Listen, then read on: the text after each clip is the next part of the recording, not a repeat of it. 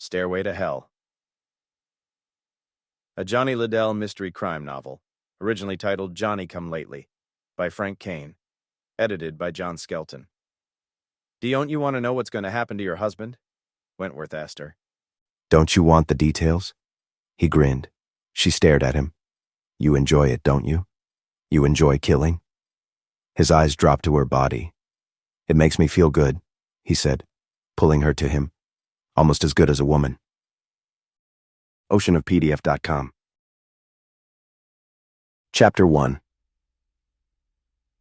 To the man standing in the shadows of the building across the street from the deluxe apartment building, yanked irritably on his coat collar and drew it closer to his face in a fruitless effort to stave off the pelting rain.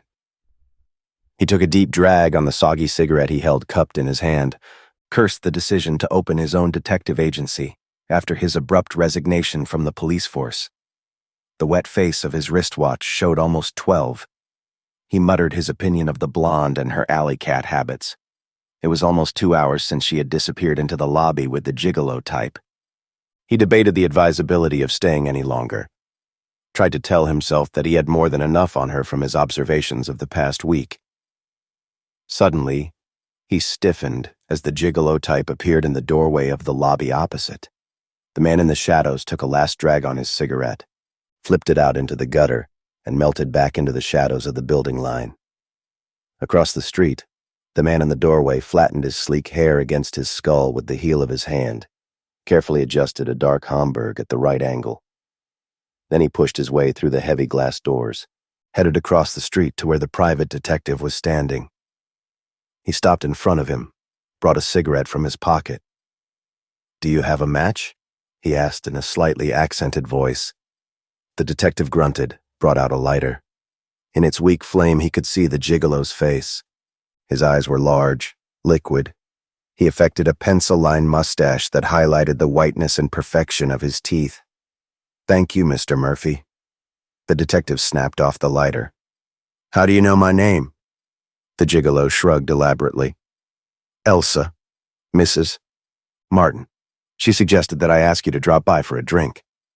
He shuddered. "You must be chilled to the bone."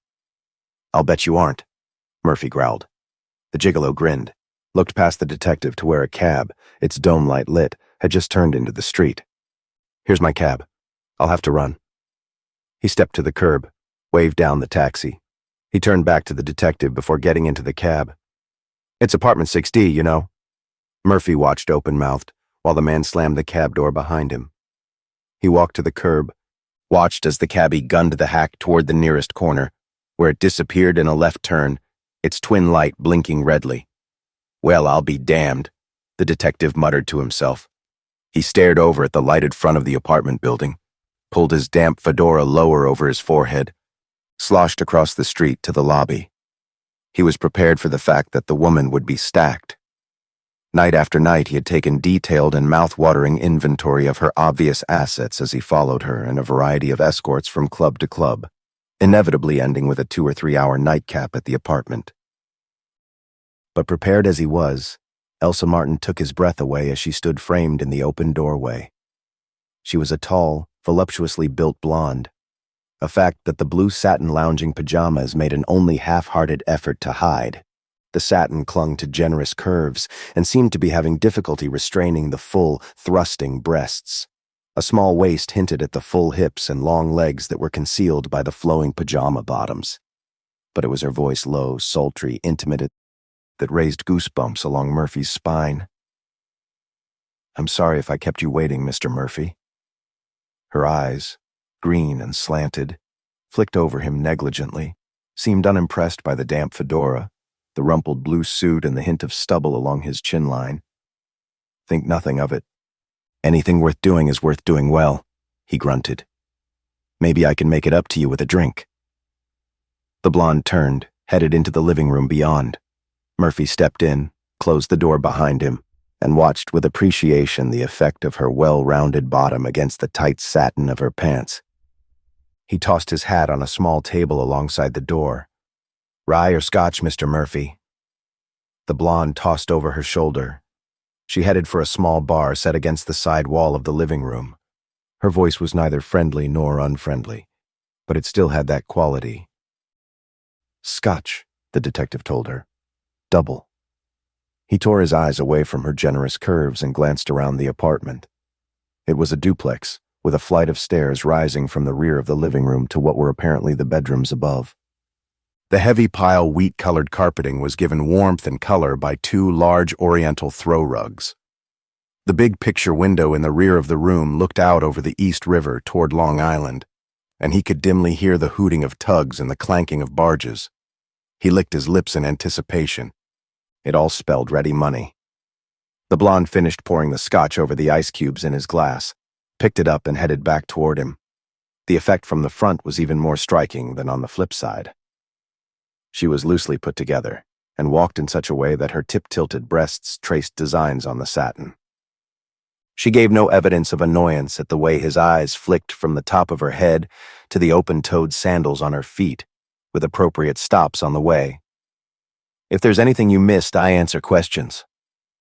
She handed him his glass with a humorless smile. If there's anything I missed, it doesn't come on standard models, he told her. The blonde turned, walked back to the big couch, perched on an arm. Sit down. Her eyes followed him to the big chair, waited until he got settled. Now suppose we talk a little business. The man in the chair smelled the scotch, took a sip, nodded his approval. Nice scotch. A faint frown of annoyance clouded the blonde's forehead, then disappeared. Mr. Murphy, if I needed an opinion of my scotch, I know a lot of experts. Murphy took a deep swallow, settled back. Okay, so you didn't get me in here to save me from pneumonia? What then? You've been following me for over a week. I presume you're working for my husband. The man in the chair sighed. It's unethical to discuss a client, Mrs. Martin. You know that. The blonde waved it aside. In the past week, you've gathered quite a bit of information about me and my friends. I want to buy that information. Any pictures, reports, names, everything. Murphy drained his glass, set it down alongside the chair. You knew I was tailing you all the time? The blonde nodded. The man in the chair pasted a crooked grin on his slack lips, shook his head. Baby, if that's the way you operate with an audience, I'd sure like to sit in on a private showing. The blonde grinned back. You probably wouldn't survive. She leaned forward, with spectacular effect on the blouse, snagged a cigarette from the humidor on the coffee table. Bringing a cigarette holder from the blouse pocket, she started screwing it into the holder. My husband will not be back from his trip for another 3 days. Have you sent him any reports? Murphy pulled himself out of his chair, reached down for his empty glass, walked it back to the bar. He tilted the bottle of scotch over it, lifted the glass to the light, and was satisfied by the level of liquor in it. Nothing yet, he grunted. He turned, leaned against the edge of the bar. How'd you get my name and tumble to the tail? The blonde smiled lazily at him around the cigarette holder. You underestimate yourself, Mr. Murphy. You do have a reputation of sorts, you know. She lifted the holder from between her teeth, watched the smoke curl lazily from the mouthpiece. I've asked a few questions here and there. Bartenders, cab drivers, cigarette girls. I found out quite a few things about you, Mr. Murphy. The detective carried his drink back to his chair. Such as? The blonde sucked a mouthful of smoke from the holder, blew it at the ceiling. Leland Murphy, 15 years on the police force. Resigned suddenly in 1958. She rolled her eyes down from the ceiling to the detective's scowling face. You were working vice on the east side. There was an investigation coming. Your inspector committed suicide and saved your hide. She tapped the holder against her teeth, as if gathering her thoughts. You opened your own agency. The next year, you almost lost your license when a client accused you of blackmail. He had an accident and withdrew the complaint. In 1960. Nice of you to take such an interest in me. How come? Elsa Martin shrugged. Makes it easier to do business when you know something about the person you're doing business with. Murphy tilted the glass over his lips, drained it. He wiped his lips with the back of his hand. We've got no business together, Mrs. Martin. Somebody's been snowing you. The blonde waved him back into his seat. I wouldn't have taken the trouble to get you up here if I wasn't sure we could do business. I want your whole file on me. I'm willing to pay a reasonable price, but all sales are final. She was smiling, but the smile didn't reach her eyes. I'm allergic to being cheated, Mr. Murphy. The man in the chair managed to look sad. That's why we have no business together, Mrs. Martin. If I sold you the file, pictures and all, you'd be getting gypped. He investigated the stubble along his chin with the tips of his fingers. I've seen some of your friends. I wouldn't want them getting mad at me. He pasted the set smile back on his lips. I'm allergic to violence, especially when it's being practiced on me. The woman studied him incuriously. There'd be no necessity for violence as long as you didn't try to double-cross me. I wouldn't, but I'm not too sure you'd believe me. He leaned forward, pointed a stubby finger at her. You left a pretty wide trail, Mrs. Martin. So suppose I do sell you my file and tell your husband I couldn't find a thing? He shook his head. He'd tell me I was a liar, and he'd hire another agency. And the other agency would have to be blind not to get enough on you to hang you. He dropped his hand, settled back. And you might think I was the one who gave him the dope. Elsa Martin chewed on her cigarette. Let me worry about the possibility of someone else getting him the evidence he needs. All I'm interested in right now is buying what you've got. She smiled coldly around the holder. As you say, I have some friends who will see to it that you don't try to cheat me. But I don't get it. There's not enough money in the world to buy off every agency, and you're not supposed to get it, Mr. Murphy. All you're supposed to do is set a price on what you have, turn the material over to me, and if the question ever arises, you have been working for me, gathering evidence for me to divorce my husband. Gathering evidence against your husband? Murphy rose from his chair. I could never make that stick. Both your husband and his secretary would testify that he hired me. Why should my husband's secretary testify that? Naturally, she'd want to discredit you since she's the one he's been playing house with. But your husband? He's an important man. They'd take his word against mine, and the blonde studied the man in the rumpled suit with no show of enthusiasm. Your friends forgot to mention to me that you were nervous. I just told you. Leave my husband to me. She stood up, walked to the table by the door, picked up the man's hat. You just arranged to turn over all the evidence you have against me. There'll be nothing to worry about. Murphy licked at his lips, walked over to the door, lifted his hat out of the blonde's fingers. You're sure about that secretary bit? That's the reason he wants the divorce. The detective growled. The stinking broad, acting like she was too good for the likes of me. He perched the fedora on his head, pulled the brim down almost to the tops of his eyebrows. I'll be in touch about what it will cost. I think maybe we can do business. The blonde opened the door, smiled sweetly at him. I never had any doubts about it. She closed the door on the startled look on his face, walked back into the living room. She picked up her cigarette holder, unscrewed the dead butt, and tossed it into an ashtray. Then she walked to the picture window, stared down at the blinking lights of the tugs 6 stories below. She tapped the empty holder against her teeth for a moment. Then, as if arriving at a decision, she walked to the telephone and lifted it off its hook. When the operator came on, I want to make a person-to-person call to Carsonet City, Illinois, the blonde told her. I want to talk to Bobby Michaels at the Summit House in Carsonet. She fitted a fresh cigarette to the holder, settled back to wait. oceanofpdf.com. Chapter 2. See Arsenet City, Illinois, USA, makes Place Pigalle, Paris, France, look like a Baptist Sunday school picnic.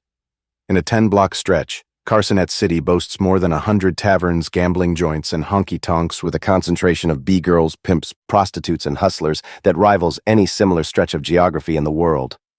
On any evening of the week, including Sundays, its citizens can be seen hard at work, enthusiastically separating the marks from the steel mills across the state line from their money and their senses. The customers of this area like their vice, like their whiskey straight and undiluted, so the operators waste no time on subtleties. The talent consists of an unending stream of females of all sizes, shapes, and ages, who divide their time between the runways that bisect the audience and the customers' tables. By midnight, both the customers and the entertainers are likely to be better lit up than the premises.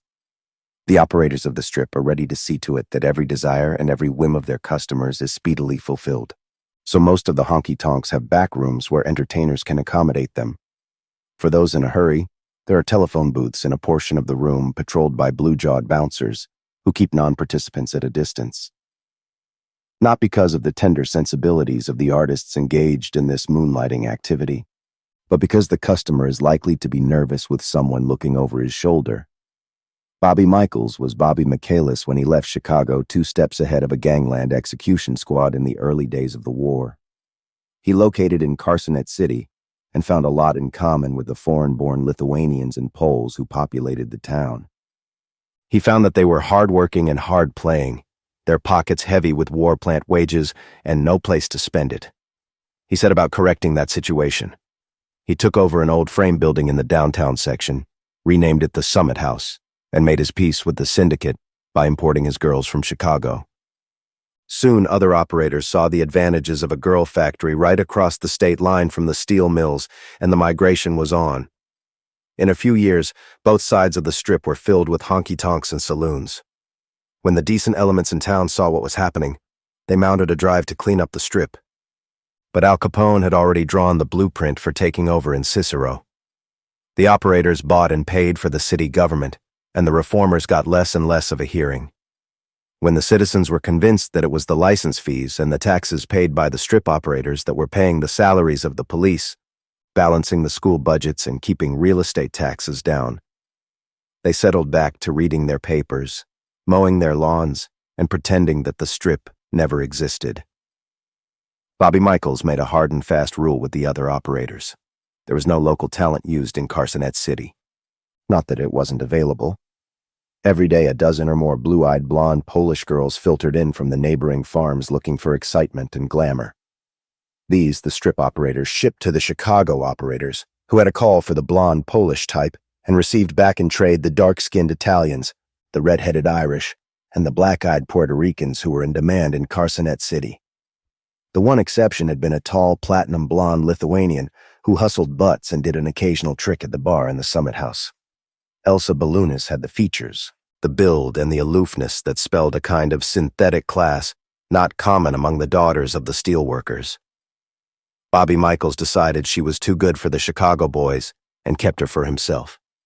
By the time her parents tracked her down to the Summit House and it looked like there might be trouble, Bobby Michaels was hooked. Instead of shipping her north into the syndicate's stable, he decided to bankroll her in an expedition to land a rich husband. He provided the financing for the wardrobe and the charm school lessons that gave her the veneer she needed. Then he set her up in an apartment in New York and wrote the whole operation off as an investment. The investment paid off when Elsa Balunis met importer Elvin Martin at a studio party on East 67th Street. She arrived with a Café Society type and left with Elvin Martin. The importer, flattered by the attentions and obvious admiration of a young, beautiful blonde, was an easy target. Within 6 weeks, despite the objections of his daughter, Elvin Martin was married to Elsa Balunis. Michael's investment paid off handsomely. In the 3 years she was married to Martin, Elsa repaid his entire investment plus a substantial profit. The night of Elsa Martin's encounter with Leland Murphy in New York, Bobby Michaels was standing on the perimeter of a crowd clustered around the main crap table in the second-floor gaming room. A ruddy-faced man in a collarless shirt had the dice for 5 passes. He stood at the end of the table, sweat glistening on his forehead and upper lip, waiting for the stickman to release the dice. In front of him, there was a stack of yellow and blue chips on the come line, and there were smaller stacks on the numbers. "You can't accumulate if you don't speculate," the stickman intoned, rolling the dice over and over in front of him with his rake. "Man's number 6.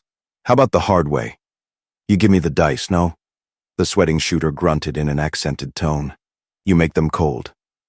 The stickman looked around for some action, got none, rolled the dice to the shooter. He picked them up, crooned to them, and then brought his arm back.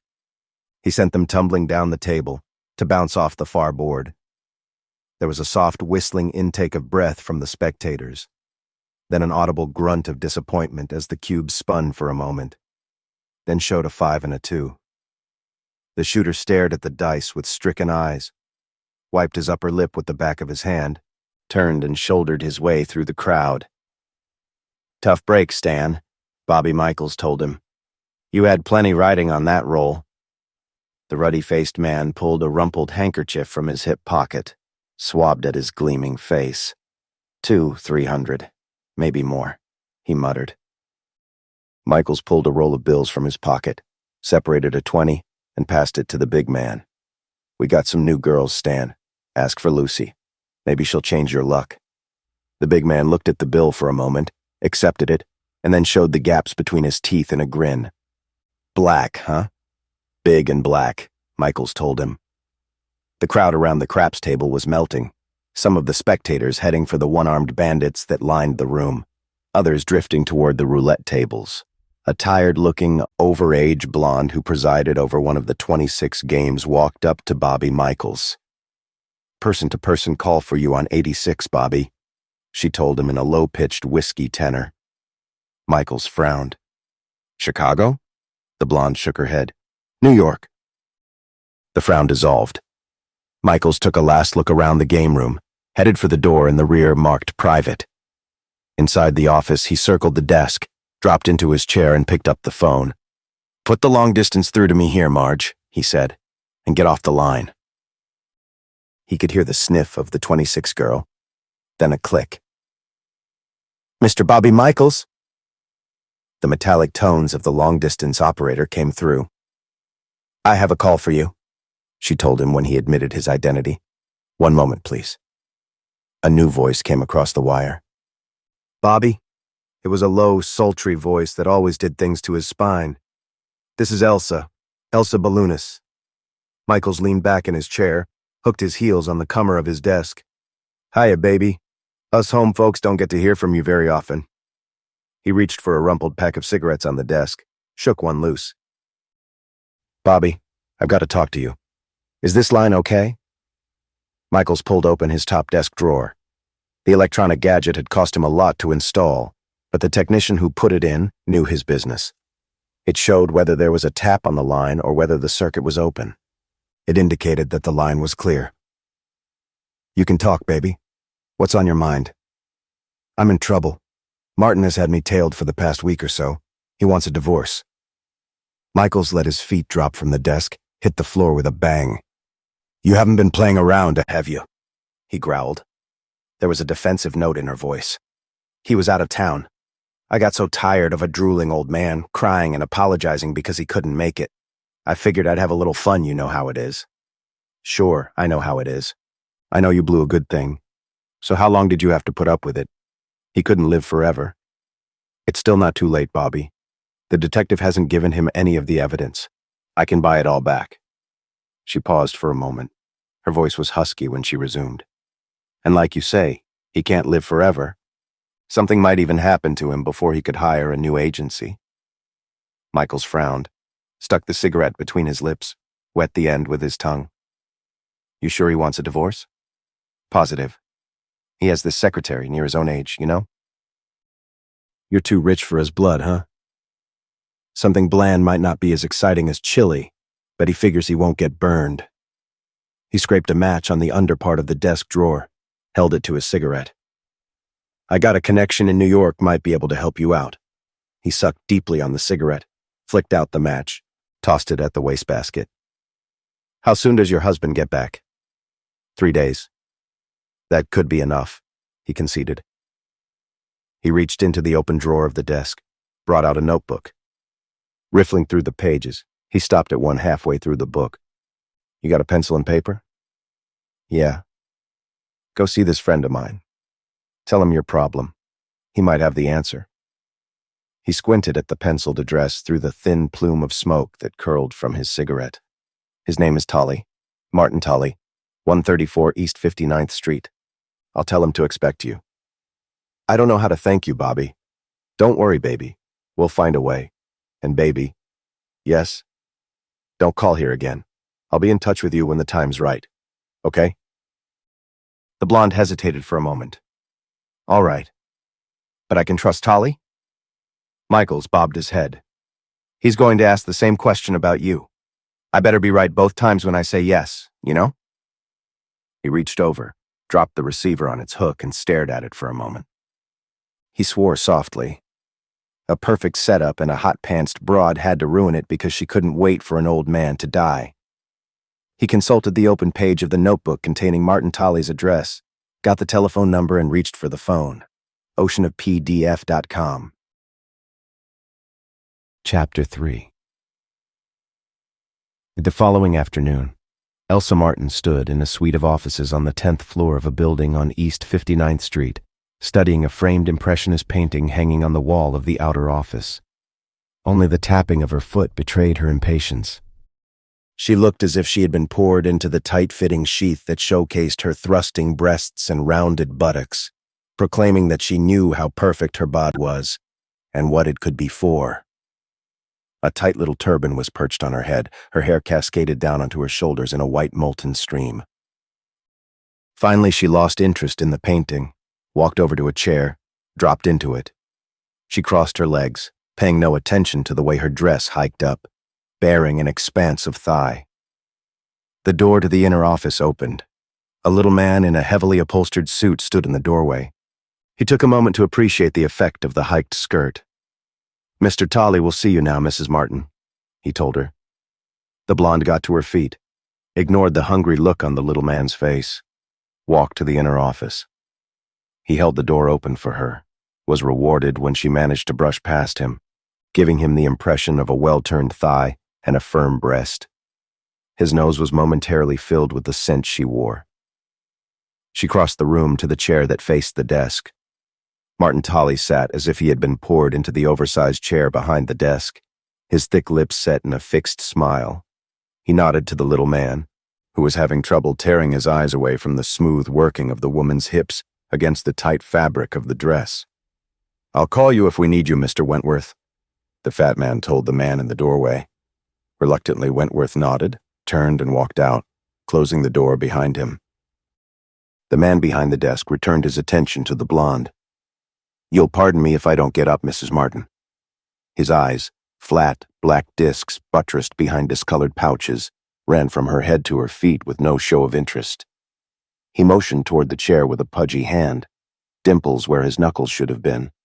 A huge diamond sparkled on the fourth finger of his right hand. "I think you'll find that chair passable. I must confess that I find most chairs not much better than milking stools." Heavily veined lids half-masked his eyes as he watched the woman getting settled comfortably in the chair, arranging her skirt. "As I understand it, madam, this is strictly a business meeting?" The blonde looked up at him, frowned slightly. "Of course." "In that case," the fat man sighed, "would you consider pulling your dress down over your knees? I find the intrusion of sex into a business discussion unnecessarily distracting, and in my case, completely unnecessary." The woman pasted a knowing little smile on her full lips, tugged the hem of her skirt over her knees. "Of course." Tolley leaned back and touched the tips of his sausage-shaped fingers across his midsection. "I had a telephone call from our mutual friend Bobby Michaels last night. He informed me that I could expect a visit from you this afternoon." He studied her for a moment, bubbles forming and breaking in the center of his pouting lips. "May I ask where you know Bobby from, Mrs. Martin?" "Carsonet City." Elsa Martin dug into her handbag, came up with a pack of cigarettes and a jeweled cigarette holder. "I worked in Bobby's Summit House out there before I married Elvin Martin." The fat man raised his eyebrows politely. "You met your husband there?" The blonde screwed the cigarette into the holder and put it between her lips. She brought out a small lighter, touched its flame to the end of the cigarette. "To the best of my knowledge, my husband has never been in a place like the Summit House." "Then he didn't know you worked in a place like that?" Elsa Martin smiled pleasantly. "Hardly. He would never have married me if he'd known. He's rather old-fashioned about things like that." "Sounds dull. Whatever made you marry him?" The blonde drew a mouthful of smoke, blew it at the ceiling. "Whatever other shortcomings my husband has, he has one endearing quality." She brought her eyes down from the swirling plume of smoke. "His money." The fat man considered it, nodded. "I understand. I'm sure you do. And when I tell you that he's planning to take that away from me..." She broke off and shrugged. She seemed to be choosing her words. You understand this is a very delicate matter, Mr. Tolley. The fat man bobbed his head ponderously, disturbed the rolls of fat that choked his jowls. Of course. If it hadn't been, Bobby Michaels would never have sent you to us. We handle many delicate matters. He pasted a smile on his wet lips, always with satisfaction. He let the eyelids almost black out his eyes, seemed to be going to sleep. The blonde smoked for a second with short, nervous puffs. The fact of the matter is that my husband is planning to divorce me. He has the evidence? Tolley asked without opening his eyes. More than enough, the blonde conceded. The fat man sighed. That would be unfortunate. In such a case, he could probably throw you out without a cent. The eyes unveiled. We can't afford to let that happen. That's why I went to Bobby Michaels for help. She took the cigarette holder from between her teeth, tapped a thin collar of ash from the cigarette. You see, the only solution to my problem would be for my husband to die. She kept her eyes glued to the cigarette. I felt sure Bobby would know someone who could help me. She tore her eyes away from the cigarette, brought them up to the fat man's face. He told me to come see you, that you might help. The bubbles appeared and broke in the center of the fat man's pouting, wet lips. Can you? The blonde asked urgently.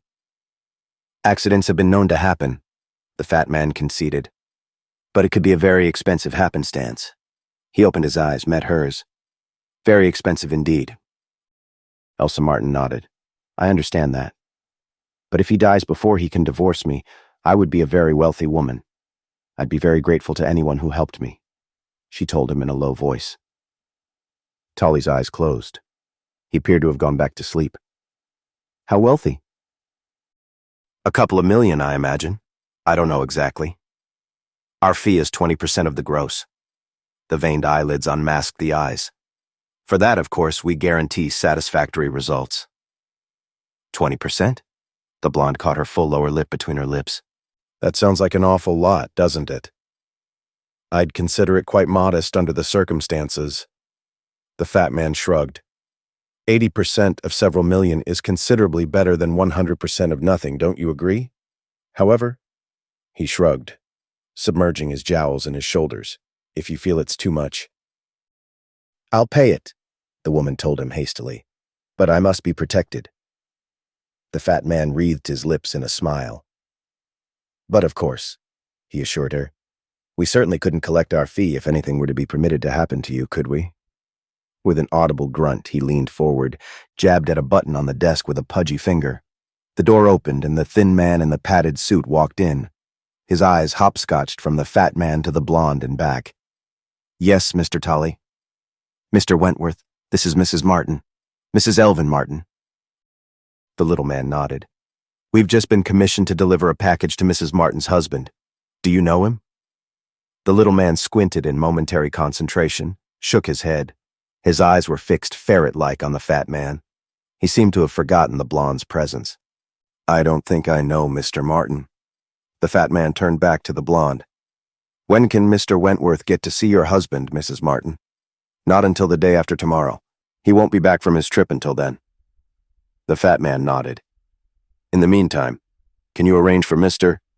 Wentworth to have a picture of your husband, his home address, his business address, and other pertinent information? The woman nodded.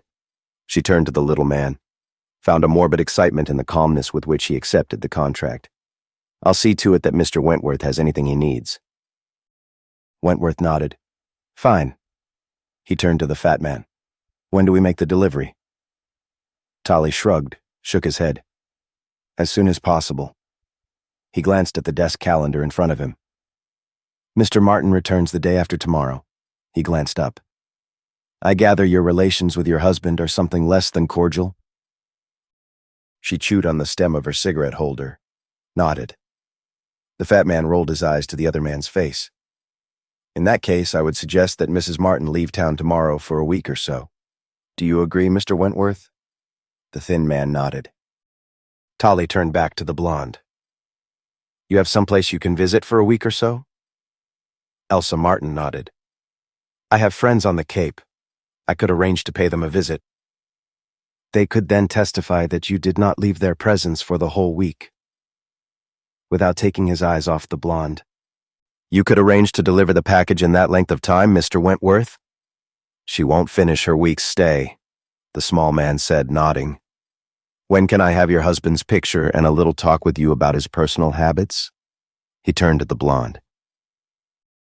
The woman stared at him, revulsion fighting a losing battle with fascination. "I could have the picture for you tonight if you'd care to drop by and—" The fat man frowned. "Not at your place, Mrs. Martin. That would be much too dangerous, and I don't think it would be wise for you to be seen coming here anymore." He looked to his associate. "Do you agree, Mr. Wentworth?" The small man nodded. "I suggest that we set up our meeting someplace where neither of us is known, someplace where we are not likely to be recognized." The fat man bobbed his approval. "Very good. Do you know of such a place, Mr. Wentworth? Do you know the Hotel Stanton, Mrs. Martin?" The blonde shook her head. "I'm sure a cab driver could find it." Wentworth shook his head. "Cab drivers have been known to talk. The Stanton is on 22nd Street and 8th Avenue. Have the cabbie drop you on the corner of 7th and 22nd. There are a number of small hotels around there." "What if I'm followed?" "Let me worry about that. You'll be walking from 7th to 8th Avenue on 22nd Street. At 11 o'clock at night, it's deserted. A tail would stand out like a sore thumb. If you're being tailed, we won't meet until tomorrow night. Otherwise, I'll expect you to be walking down 22nd Street toward the Stanton at 11 tonight, right?" The blonde found difficulty tearing her eyes away from the small man's face. She had met killers before, but none who accepted an appointment to kill with such calmness and unconcern. She felt a strange, undefinable excitement coursing through her at the way his eyes held hers. "I'll be there at 11, she told him. oceanofpdf.com. Chapter 4. Wentworth stood in the unlighted doorway on the north side of 22nd Street, watched the traffic ebbing and flowing sporadically along the block. He checked his watch for the third time in 10 minutes, grunted his satisfaction when he saw that the minute hand had finally reached the hour. He stuck his head out cautiously and looked up the block to the corner of 7th. He turned and looked south. There were only a few pedestrians at this hour. It was 3 minutes after 11 when the taxicab finally pulled around the corner off 7th onto 22nd Street. The door opened. A lone passenger stepped out. He watched while she paid the driver, looked irresolutely in both directions. He stepped back into the darkness of the vestibule as the cabbie roared his hack into gear and rolled down the street past where he stood. He inched back to the front of the doorway, watched as the woman headed down the street. From where he stood, he could detect no sign of a tail. The block behind her to the corner was empty. When the blonde reached his darkened doorway, the thin man hailed her. "Stop and light a cigarette, Mrs. Martin," he instructed in a low voice. Elsa Martin started nervously at the sound of his voice, but did not look around. Instead, she stopped, fumbled in her purse, brought out a cigarette. Wentworth kept his eye peeled on the corner of 7th Avenue. There was still no sign of a tail. The blonde put the cigarette between her lips with a trembling hand, touched a match to it. In the weak light, her face looked pale. "Go to room 318 at the Stanton and wait for me. As soon as I'm sure you haven't grown a tail, I'll be up. If I'm not there in 20 minutes, leave and go straight home." The blonde nodded almost imperceptibly, tossed the spent match into the gutter. She continued on her way west to 8th Avenue. Wentworth lit a cigarette, cupped it in the palm of his hand, and waited. By the time the cigarette had burned down to a stub, he was satisfied that nobody was showing an undue interest in Elsa Martin's actions. He dropped the cigarette to the floor of the vestibule and ground it out with his shoe. He stepped out and meandered slowly down the street toward where the hotel's neon was clicking on and off, alternately dyeing the street with its red light or drenching it with darkness. The Stanton was a small, well-run hotel that did a big hit-and-run business. Wentworth crossed the small lobby to the small cocktail lounge, sidled up to the bar. He had a fast scotch on the rocks, checked his watch. It was almost 10 minutes since the woman had come into the hotel. He believed in keeping people he was doing business with off balance. It made them easier to handle. He dropped a bill on the bar next to his empty glass, headed back into the lobby. The clerk behind the desk didn't raise his eyes from the magazine he was reading as the small man crossed to the self-service elevator on the far side. Wentworth entered the cage, pressed the button marked 3, rode to the 3rd floor. At the door identified by 318 and Peeling Gilt, the small man knocked. The door flew open with almost pathetic speed, and the blonde stood in the doorway. He brushed past her into the room. She closed the door behind him, locked it. "What took you so long?" she wanted to know. "I thought something had gone wrong." "That's why it took so long," Wentworth told her. "To make sure nothing would go wrong." He looked around the tiny room disinterestedly. There was a large brass double bed, its linen dingy and gray. The only chair in the room was an old armchair, its upholstery worn and mangy-looking. A reasonably white Pullman towel was draped over the back where its occupant's head might touch. A half-open door in the rear of the room led to the lavatory. "Not exactly the Ritz, huh, Mrs. Martin?" "You're sure I wasn't followed?" she wanted to know. Wentworth shook his head. "You weren't followed." He crossed to the side of the bed, sat down. "Or I wouldn't be here." She nodded. "I suppose so." She walked over to the bureau against the wall and picked up her purse. "You see, there has been a private detective following me. He was hired by my husband." She brought a cigarette from the depths of the handbag, stuck it between her lips and lit it. "I made a deal to buy him off, but men like that, it's hard to know whether they stay bought." She took a deep drag, let the smoke escape from half-parted lips. "What did this private eye look like?" The blonde shrugged. "Sloppy, kind of fat. Looks like he doesn't shave too often and never has his clothes pressed." The thin man shook his head. "I'll guarantee there's been nobody like that around. Nobody followed you from the cab. Nobody fitting that description is around the hotel. He either stayed bought or you shook him." "I hope so." Wentworth eyed her appreciatively. "I can't figure any man wanting to get rid of a chassis like that.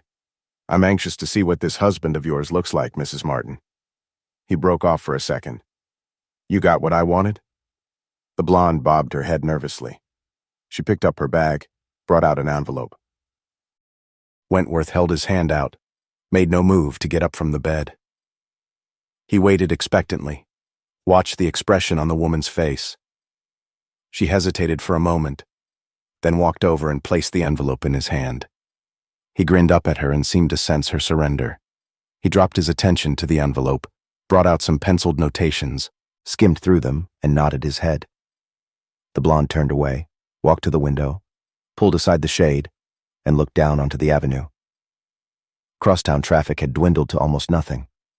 The traffic running north along 8th Avenue was still relatively heavy. She swung back to face the man at the sound of his chuckle. Wentworth was staring at a postcard-sized picture. He held it up for the woman to see. "This your husband?" It was the picture of a heavy-set middle-aged man. His hair was white, his face full, losing a struggle to keep the jowls from swallowing his chin line. He wore dark-rimmed glasses, an old-fashioned double-breasted suit. Wentworth turned it around, studied it again. "You don't have to have a guy like this handled. With something like you waiting home for him, he should be able to find an easier way to go." "I don't want to discuss it," the blonde told him coldly. Wentworth looked up, raised his eyebrows. "You don't want to discuss it? Well, isn't that too bad? You know something? You're not paying us to make a new suit for this character." He snapped the picture against his thumb. "You're fixing for us to make him a wooden kimono. But you don't want to discuss it." Elsa Martin tried to meet the little man's eyes. Hers fell first. "I've already discussed it with Mr. Tolley," she told him weakly. For the first time in her life, she was aware that she felt nervous, ill at ease. She found herself abnormally excited by the naked cruelty in the man's face, his lust for violence. She had a sudden, insane desire to know what it would feel like to contain that cruelty and violence inside her. She kept her eyes averted. "So if you don't mind—" "But I do mind." Elsa Martin smoked with short, nervous puffs and crushed out the cigarette. "Mr. Tolley said—" The thin man grinned at her. "But Mr. Tolley isn't handling the job. I am." He patted the bed alongside him. "Come on over and discuss it with me." "There's nothing to discuss. I tell you I already—" "Come over here." He snapped at her. She fought to resist him, felt the willpower drained out of her. She walked over, stood in front of him. "Sit down," he told her. She felt powerless to disobey him, sat on the side of the bed next to him. She saw the knowing smile that twisted his lips, wanted to fight against it, but couldn't. "Don't you want to know what's going to happen to him?" Wentworth asked her softly. "Don't you want the details?" She shook her head. "No. All I want to know is when it's all over." The grin on the thin man's face broadened. She stared at him with morbid fascination. "You enjoy it, don't you? You enjoy killing." Her voice was low, frightened. Wentworth's eyes dropped from her face to the cantilevered construction of her breasts, watched as they rose and fell with increased intensity. "It makes me feel good," he told her in a tight voice. "It's almost as good as a woman." The crazy desire to contain the violence that stood out in the man's face throbbed in her head. She started to get to her feet, felt the goosebumps rise as the man caught her arm and pulled her back. "I said it makes me feel almost as good as a woman," he told her. She shuddered as he pulled her to him, found herself helpless to resist. He reached up, buried his fingers in her hair, and pulled her face against his. His mouth was rough, bruising against hers. A white heat of desire enveloped her. She had the peculiar sensation of being disembodied, of being a spectator rather than a participant in what was happening. She stopped struggling as he kissed her neck, the hollow of her throat. His hand found the zipper of her dress. It hissed softly as he pulled it the length of her back. She offered no resistance as he pushed her roughly down on the bed, slid the dress back from her shoulders. She was aware only of the roaring in her ears, of the pleasant sensation of being far off, watching what was happening to a person completely unrelated to her. The deal with Leland Murphy was consummated at Elsa Martin's apartment the following night. He sat in the big armchair, drinking her scotch as she skimmed through the sheaf of typewritten reports and glanced at the photographs he had delivered. "You do a very thorough job," she told him. She tossed the reports and pictures onto the coffee table. "I hope you remember our deal. You have delivered all of the evidence, and there are no copies." The heavy-set man nodded. "Everything. My husband will be home tomorrow night. I'll be leaving for a little vacation in the morning. How do you intend to handle him?" Murphy shrugged. "If worst comes to worst, I'll give him back his retainer." He took a swallow from his glass. "But if you're right about him and his secretary, maybe I won't have to give it back at all. Maybe he'll be real willing to listen to reason." Elsa Martin nodded impatiently. "Handle it any way you like. But there's to be no mention of our deal, to him or anybody else." Murphy finished his drink, started toward the bar. "I'd offer you another drink, mister." "Murphy, but I have guests coming, and I think it would be better if they didn't see you here." The private detective stared at her, shrugged. "Suit yourself. I just thought you might be lonesome. Most nights you have company." She smiled at him. "I select my own company, Mr. Murphy." He set the glass down, walked over, picked up his hat, and left. When the door had closed behind him, Elsa Martin picked up the reports and pictures, walked over to the fireplace. She crumpled them into balls sheet by sheet, and then touched a match to them. Elsa Martin was already on the Cape when Elvin Martin returned from his trip. When no report was on hand from the private detective he had hired to trail Elsa, he took it for granted that the detective had followed her to the Cape in the interests of preparing that much more detailed a report. Elvin Martin didn't know it, but the moment he had returned to his Sutton Place apartment, he had grown two tails, not one. He would have been flabbergasted to know that the private detective he had paid to tail his wife was tailing him. But as surprised as Elvin Martin would have been, he couldn't have been more surprised than Wentworth was. At first the little man was worried that Murphy's surveillance would complicate his assignment, but he found it safer to follow the big man than to get too close to Martin while studying his routine. The importer turned out to be very much a creature of habit. Every night when he left his office, he ate at the same restaurant where he ate almost the same meal. Then, on Monday and Wednesday, he spent the evening at the university club playing bridge. But on Tuesday and Thursday, he stayed at the club only long enough for 2 drinks, then took a cab to the village, where he stayed until early morning. The tenant of the apartment where he spent these 2 nights was listed in the vestibule directory as Delia Lewson. Elvin Martin's confidential secretary was named Delia Lewson. It didn't take much of an effort for Wentworth to decide that the private detective was getting ready to play both sides against the middle. He felt almost sorry that he was going to cheat Murphy of his payoff. By the end of the 5th day of tailing Martin, Wentworth was ready to make his move. Unless the importer varied his schedule over the weekends, on Friday night he would be at the University Club playing cards, as he had been on Monday and Wednesday. He would leave the club at 11:20, arrive at his apartment shortly after 11:30. Tonight, Wentworth decided, he would let Murphy run the tale unassisted, and he would put the subject to bed.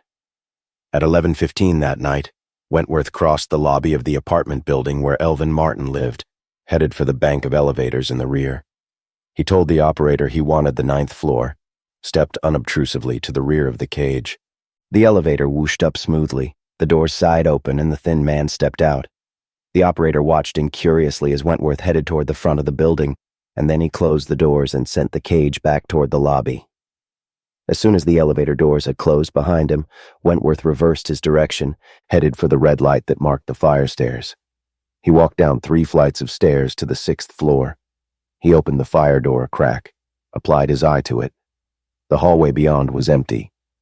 Wentworth entered the corridor, walked down to apartment 6D, and satisfied himself that the name above the bell was Martin.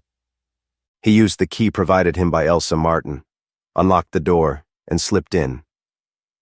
He waited for a moment, listened for sounds of any other occupants. The only sound was that of his own breathing. He brought the sap from his hip pocket, tested it against the heel of his hand, and then transferred it to the handier pocket of his coat. He checked the luminous face of his watch. It was 11:21.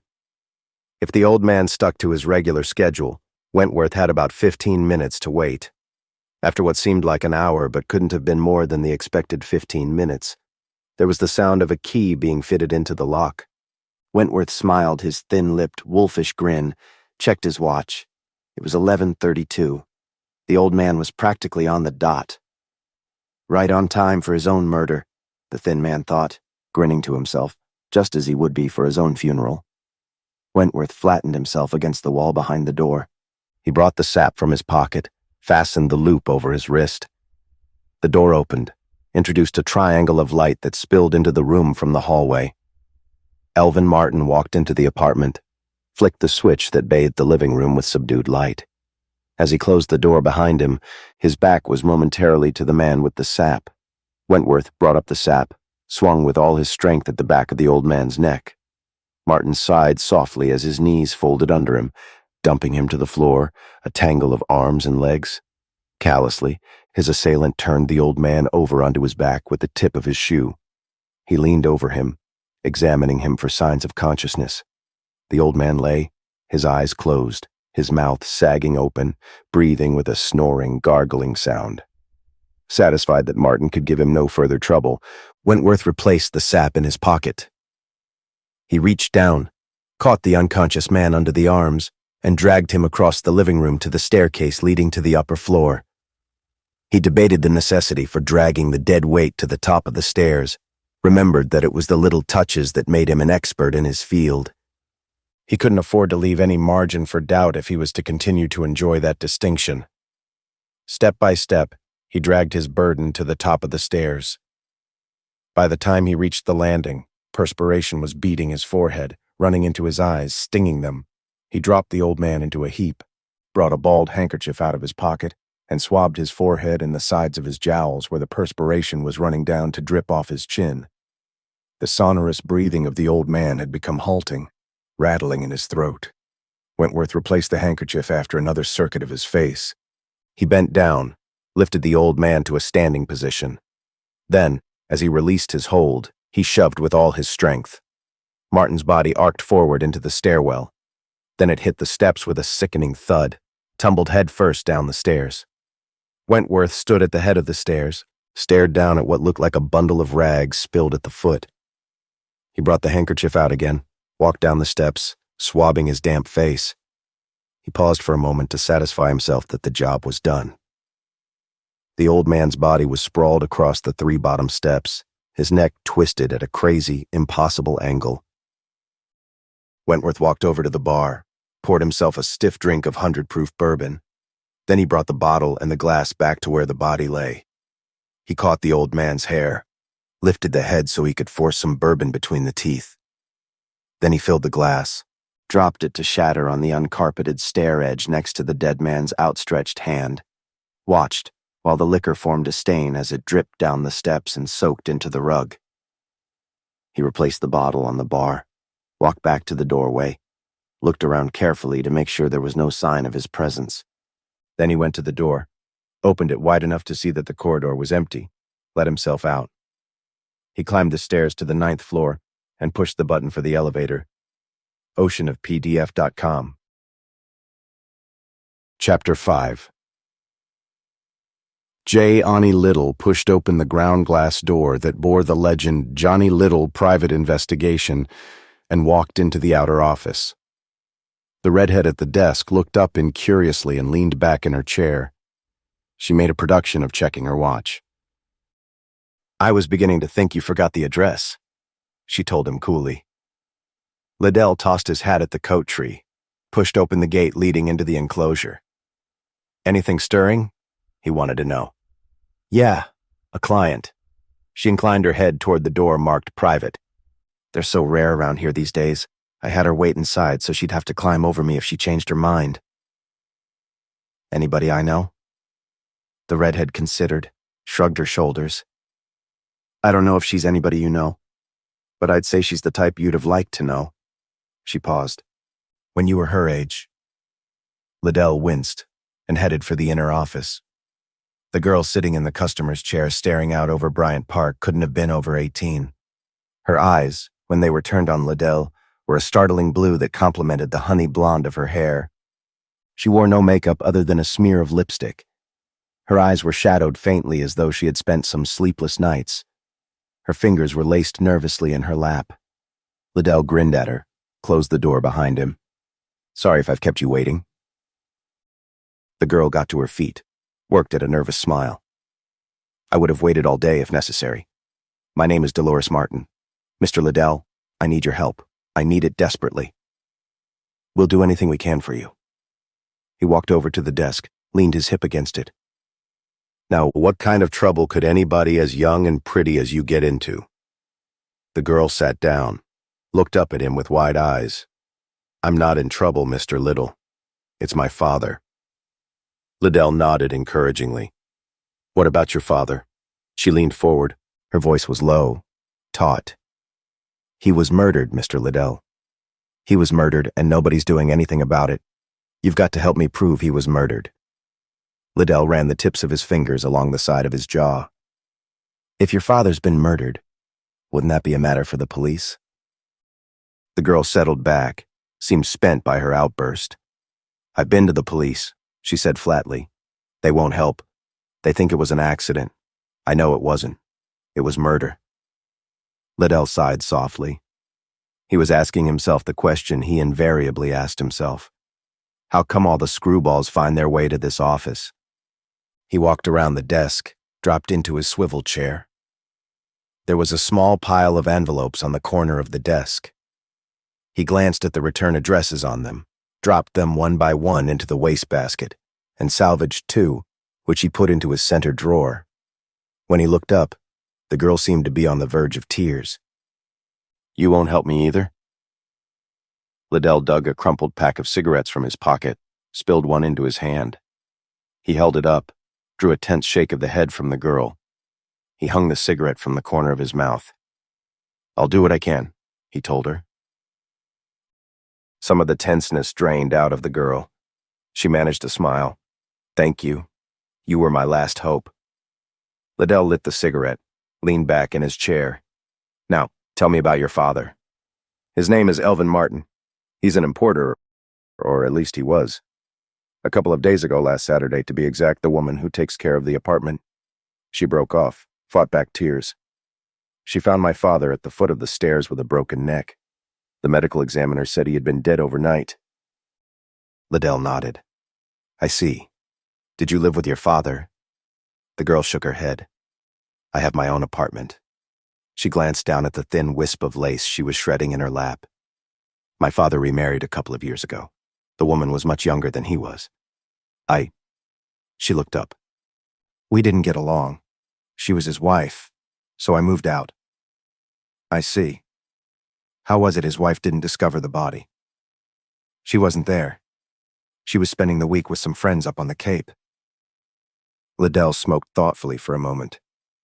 About your father. Was there any history of dizziness, heart trouble, or... No. I tell you, my father didn't fall down those stairs. My father was murdered. All right. Liddell placated her. Suppose, for the moment, we assume your father was murdered.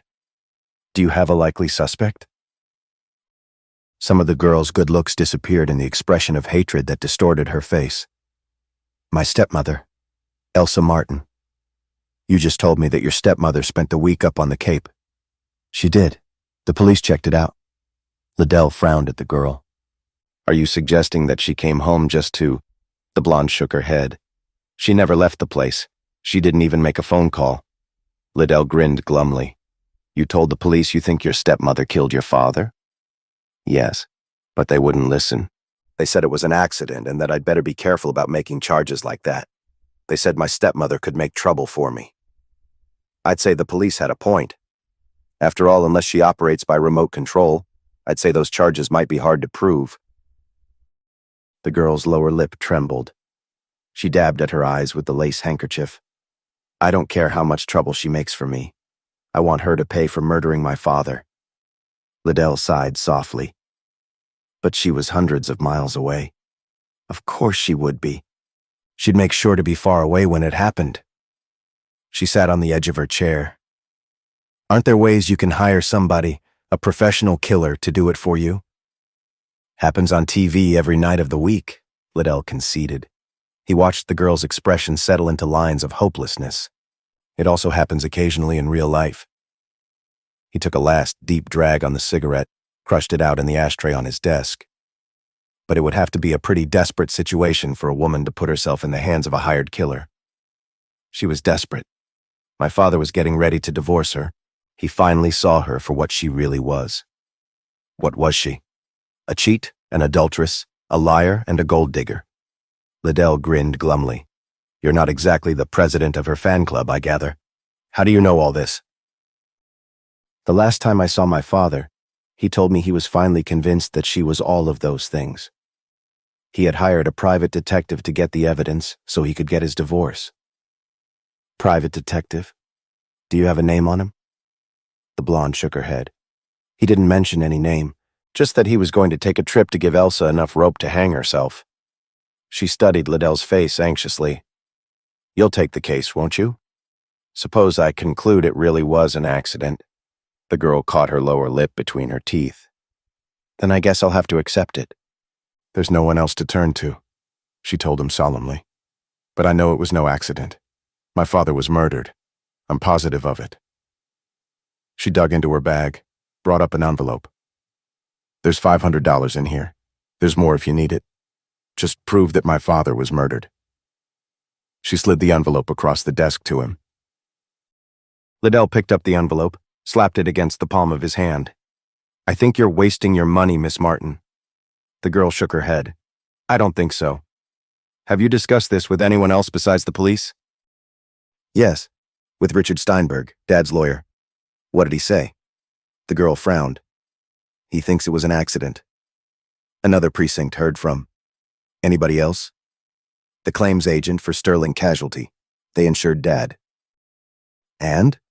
The blonde shrugged. What's the difference what anybody else thinks? I know it was murder. Her chin was set, her nostrils flared. Liddell opened the top drawer of his desk, dropped the envelope into it. Okay, Miss Martin, I'll give it a whirl. I don't promise that I'll find anything, but if there is anything to find, I'll look real hard for it. That's all I ask, Mr. Liddell. Just that you keep an open mind. Liddell got up from his chair, walked around the desk.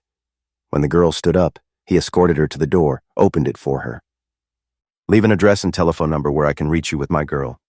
I'll be in touch as soon as I find something, one way or the other." Dolores Martin smiled her thanks, walked out into the outer office. Liddell closed the door after her and went back to the window. A breeze had blown up, was fluttering the canopy over the entrance to the Overseas Press Club, across the park. On the surface, it seemed clear enough. The girl resented her father's marriage to the younger woman, and now that he was dead, she was going to take her revenge against the wife for taking her father from her. It was about 1,000 to 1, that was the answer, he knew. And yet, there was always that 1 in 1,000 chance that the old man had been murdered. Finally, he walked to the door and went out into the outer office. The girl had already gone. Pinky eyed him curiously. "Do we have a client?" Liddell nodded. "Could be." "What do you mean, could be? Either we have a client or we don't have a client." She studied his face and then snorted. "Like that, huh? Like what? Like we do the work, only we get paid in gratitude. Look, Johnny, gratitude from a cuddly little thing like that mightn't be hard to take, but it's not very nourishing and you can't put it in the bank. That's what I like about you, Pinky. You have so much confidence in me. I haven't been around here just since yesterday. Sure, I know you can be as firm as the Rock of Gibraltar when you want to be. But let some babe flutter her long eyelashes at you and you turn into a bowl of Jell-O. How come I can't wrap you around my finger like that? You see how wrong you are? That girl left a $500 retainer." Pinky eyed him suspiciously.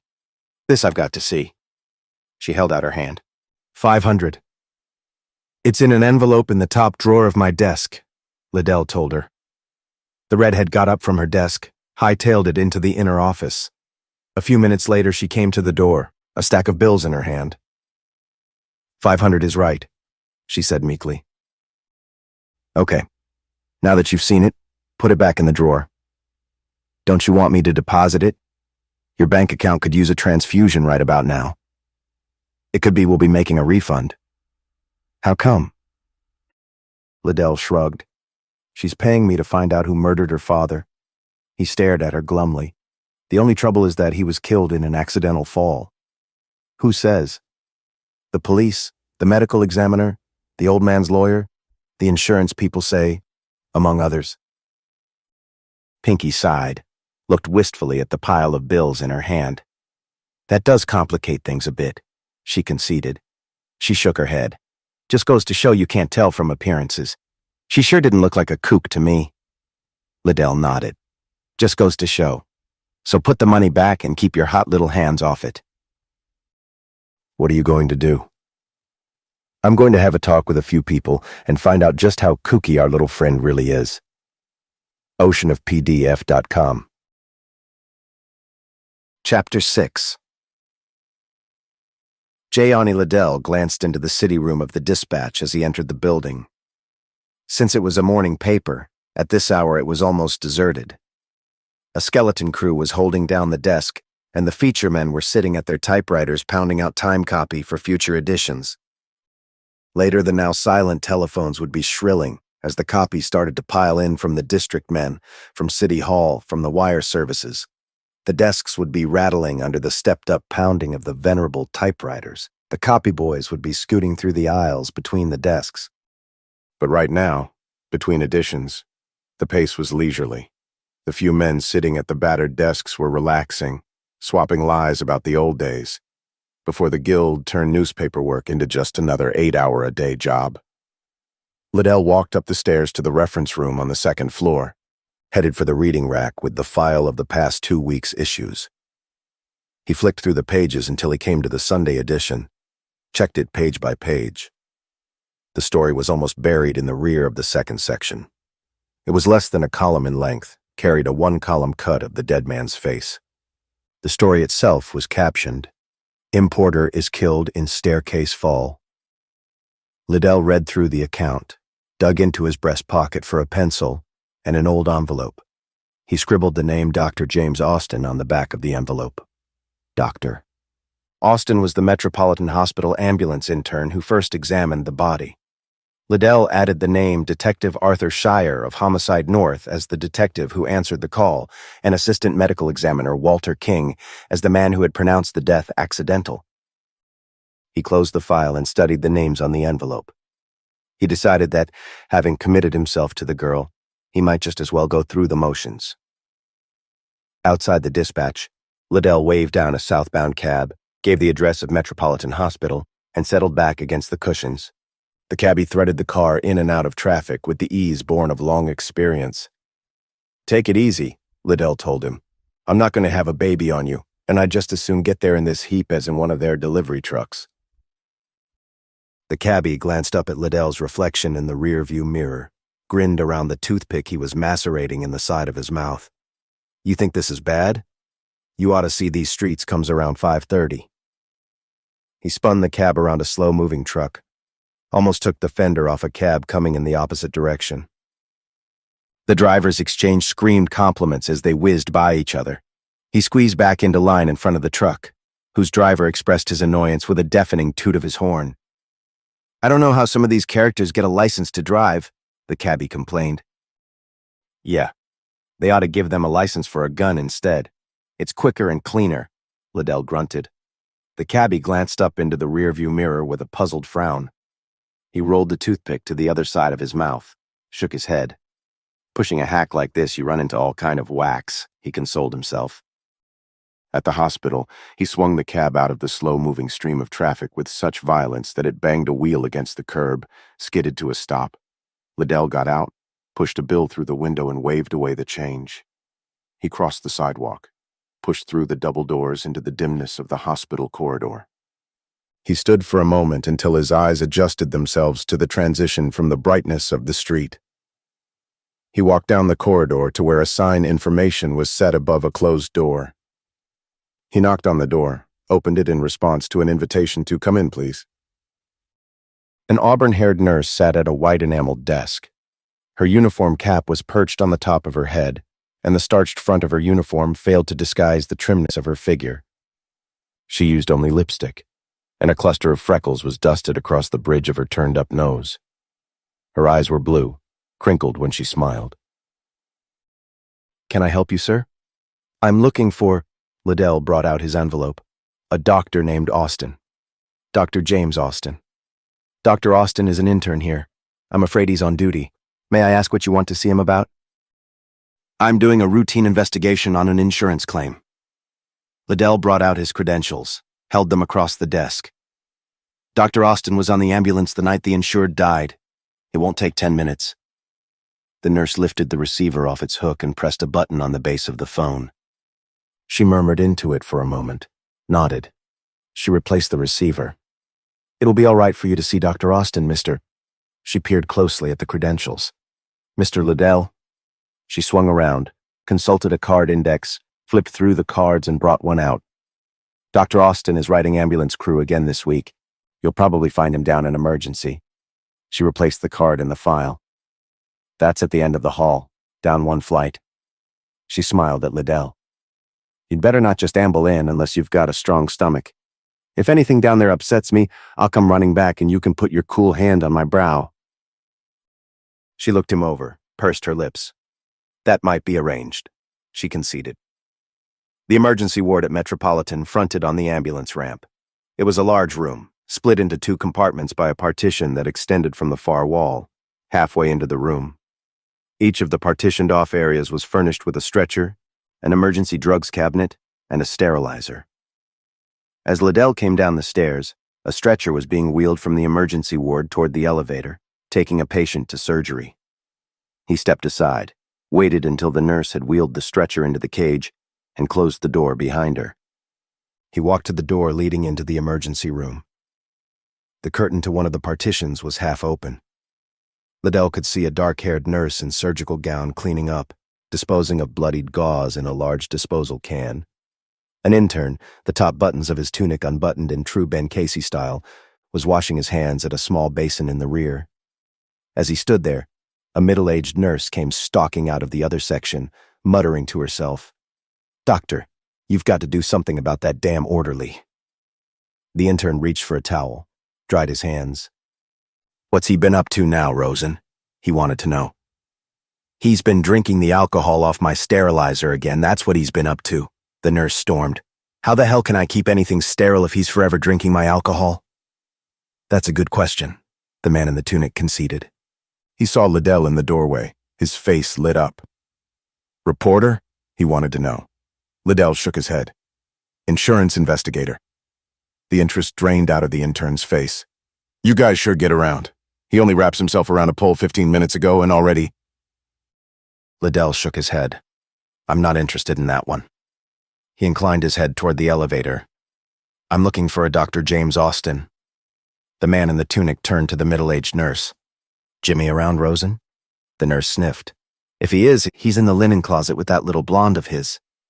She turned, bustled toward the drained sterilizer. This place isn't a hospital. If they're not drinking everything in sight, they're off playing house someplace. It wasn't like this in my day. She stalked into the partitioned area to the left and pulled the curtain closed behind her. The dark-haired nurse came out, untied the surgical gown, and slipped out of it. Jimmy's probably down in the garage, she told the intern. There's usually a game down there the day after payday. She walked to the white desk against the wall, dropped into it, and wearily started making out her report. The intern pointed to the entrance to the ambulance ramp. There's a room at the far end, place for the interns on the ambulance to rest up between calls. You might find him there.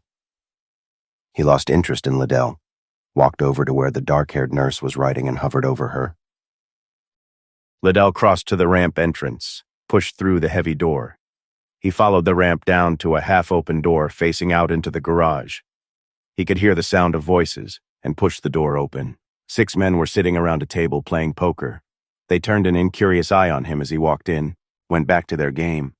A man who was sprawled comfortably on a couch near the wall dropped his feet to the floor, sat up. Do anything for you? He wanted to know. He was wearing a white suit, white shirt, and black tie. He tried to compensate for his obvious youth with a British cavalry-type mustache. I'm looking for Dr. Austin. Emergency ward nurse thought he might be here. I'm Dr. Austin. The young man pulled himself to his feet, tried to flatten a rebellious strand of hair with the flat of his hand. What can I do for you? Liddell walked over, held his credentials out for the intern to examine. Insurance investigation. Elvin Martin. Fell down a flight of stairs. The young doctor frowned in concentration. Martin? Yeah. Over in Sutton Place. I remember, old guy, what about him? Liddell shrugged. Strictly routine. It's a double indemnity claim unless it was suicide. The intern shook his head. It wasn't suicide. I'm something of an expert on suicide, mister. He smiled superiorly. We've got a lot of kepties in the area we service. When the money stops, they start coming out of windows like leaves, or they eat goofballs like candy. They never take a standing dive down a flight of stairs. And that's what killed him? Dr. Austin squinted at Liddell. If it didn't, it sure didn't help him break 90. His neck was broken. There was a muted buzz. The intern looked past Liddell to an indicator on the wall. The number 7 was flashing. He turned to the men at the table. That's us, Vince. Let's go. One of the players glanced up at the indicator, growled. Wouldn't you know it? The first time all day I get me a hand worth playing. He tossed his cards to the center of the table, face up. They showed a full house, 9s up. One of the other drivers whistled soundlessly. Wow. And I was going to go for broke with my 3 aces. He laid his cards down, face up, glanced at the small pot in the center of the table. You got robbed, Vince. Anything more I can tell you? You can ride over with me on the ambulance, the intern told Liddell. Thanks just the same. But no thanks, Liddell told him. I like to do all my flying in planes. Dr. Austin nodded, waited until the driver had scraped back his chair, and followed him out the door into the garage. Liddell got to the door in time to see the ambulance tearing up the ramp. As it emerged into the street, its siren started to scream. The red light in its turret began to blink. Liddell took the envelope from his pocket and brought out his pencil. He drew a line through the name Dr. James Austin. Strike 1, he muttered. The men at the table had forgotten his presence, were gathering the cards preparatory to a new deal. Poor Vince, the man with the 3 aces gloated. First decent hand he draws all evening, and me ready to blow the wad on 3 bullets. He chuckled, picked up his cards, and settled